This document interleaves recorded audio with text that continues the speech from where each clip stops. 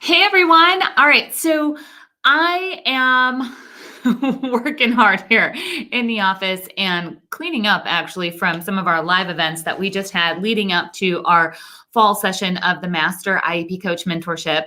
And I'm getting ready to put away the IEP checklist that I gave away at the events. And I thought, you guys need your copy, right? If you couldn't be here for the IEP workshop, you should at least get the checklist, right? So the other thing that's happening behind the scenes is I'm actually sharing these checklists with the Master IEP coaches so they can use them in their Master IEP coach practice to help more families in their community. So let's hit on a really hot topic inside of the checklist. Now, you can go ahead and grab your checklist at iepchecklist.com. Super easy, right? So when you go to iepchecklist.com, you're going to get the IEP meeting checklist, and you're also going to get an inclusion checklist, because we all know that inclusion is a hot topic in special education. So let's just talk about a couple of points that are here on this inclusion checklist, and then make sure to go grab yours at iepchecklist.com. You know, when I start talking about inclusion, one of the first things that we have to do is get out of our mind that old school thinking that inclusion is just taking a child who learns differently and plopping them in the back of an academic classroom, making sure they have an adult that's there to help them be quiet while everybody is learning, and hopefully they can grasp some of the information and keep up, right?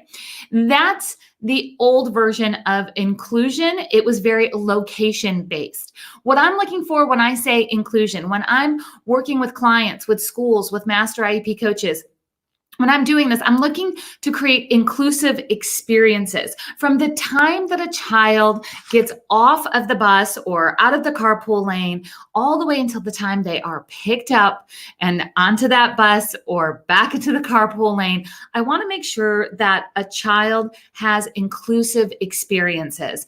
And that means that they are included for who they are, with where they're at in their skill levels, no matter what the activity is. Now, sometimes those activities will be inside of a specific special education classroom. Sometimes those are going to be direct instruction or self-contained classroom. It might be a resource room. It can be a social group. Whatever the activity is, no matter if it's in a specialized environment or if it's in the general school community, a child should have the tools that they need to be included. That also means that the staff needs to have their tools to make sure that they're able to help include a child. You know, what inclusion means for me during an event is different than what it might mean for you. Some of you guys love big events and you love to be in the middle of all the chaos of big events. Just you personally. We're not even going to talk about your child or your students right now. You personally, you love that part, not me. I actually prefer to kind of be on the kind of outskirts of a large event. I love to have in-depth conversations with 1 to 3 people, which may look like I'm being excluded from the event, but actually I love to be in that environment, but I like the smaller conversations. That's how I like to be included. So now let's look at your child or your students and think about, what are their unique needs? What are their unique personality traits? What skills do they currently have that they can be included and in the different activities?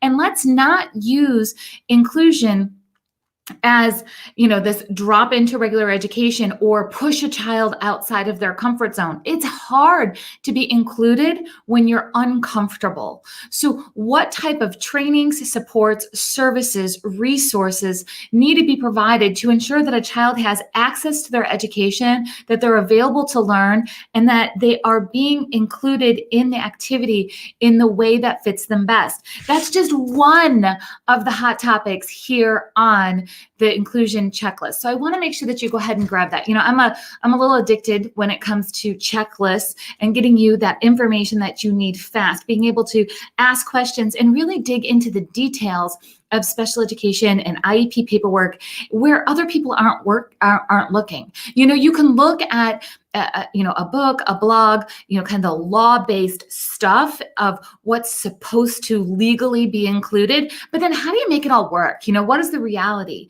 Having a brother with Down syndrome And having been a special education teacher, I've sat on so many different sides of the IEP table. And there's a reality that happens when it comes to putting what is supposed to happen into play. There's a reality of what it really takes to prepare a child for further education, employment, independent living. So I'm going to close out with that because I want you to know, we're not talking about designing an IEP to help kids keep up with other people. We're not talking about designing an IEP just to help a child get through a grade. We're talking about, in the purpose of findings of ideal law, I'm not a lawyer, I'm telling you where to look. So, in the purpose and findings, it says that, all children are entitled to a free and appropriate public education. Absolutely. We all know that we use FAPE as the kind of the shorthand of that, FAPE, right? We use FAPE. But we also need to remember the second part of that sentence, and that's to meet a child's unique needs. And then the third part of that purpose and findings, I love so much. It's about the IEP being the process to prepare a child for further education, employment, and independent living. So when you grab these checklists, you're going to go far beyond just writing a good goal. You're going to go far beyond just making sure that your child's in a classroom. You're going to start looking into those details that really helped design this program to meet your child's unique needs and prepare them for what's to come, not just get by in our school system, because you know what? That's not good enough. So go ahead and grab your checklist at iepchecklist.com and download them. Ask yourself the questions for the next IEP meeting, and then also for inclusion, you'll be set to go. And when you grab these, of course, you'll have all the information on how, if you want to continue to work together, if you like trainings with checklists and videos, and you want to be surrounded by like-minded people who are parents and teachers and therapists, and yes, even admins who are on the same page as you, and they have creative solutions, and you want to be in a community like that, that's inside of the Special Education Inner Circle. In fact, give me a second here. If you're like, forget the checklist, just jump right in. I want to actually work with you. Then we go to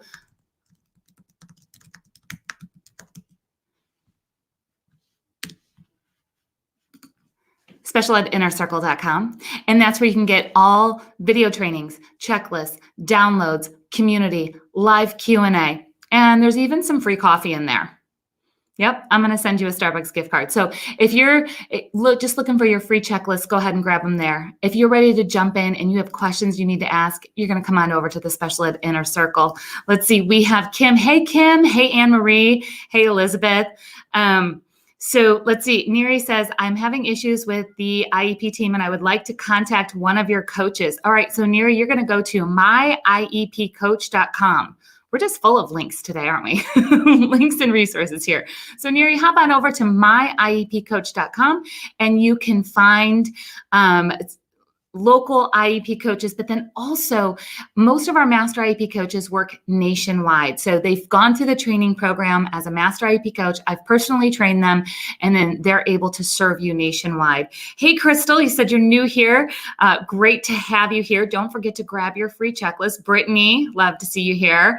I'm all about the hearts here. All right, guys, grab your checklist. Come find me in the inner circle if you're ready to ask some questions and dig in. And I can't wait to see you soon.